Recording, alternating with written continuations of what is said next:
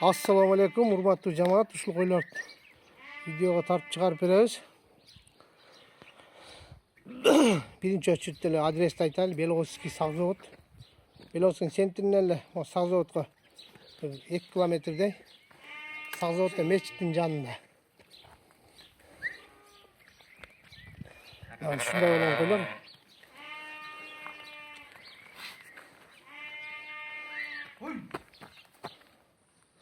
O koy 6 tişe.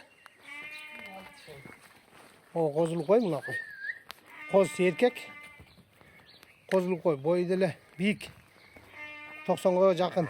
Bir 87-88'de. Aldağlar.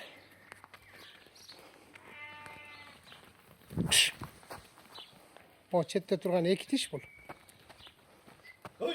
O 2. O yok. Bunlar koz tiş.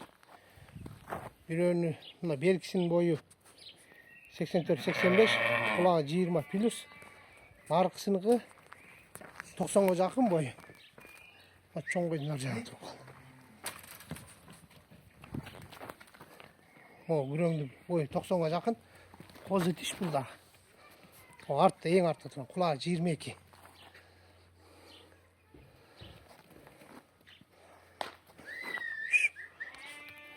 Kuyrukları moşni, razres, açık, maldıka mı? Sanın koylarına. Aldağı iki koz itiş, bir ikisi 2 tiş jardı. 2 tiş. Bunlar o 4 önü mağaz 360 bin.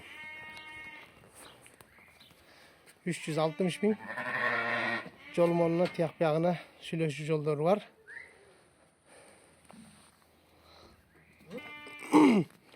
Telefon numarayız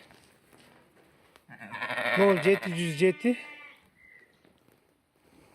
87 97 11 0707 87 97 11 şu numaraya kayırılasınlar. Şu numaradan söyleşip jakındatayım kuyruktarda muşni. Söyleşöyle Kırgızstan'ın büt barcağına dastavka uyuşturup salıp berебиz. Çala beriңиздер. Şu videoda koylar. Neke. Densolukta olgula.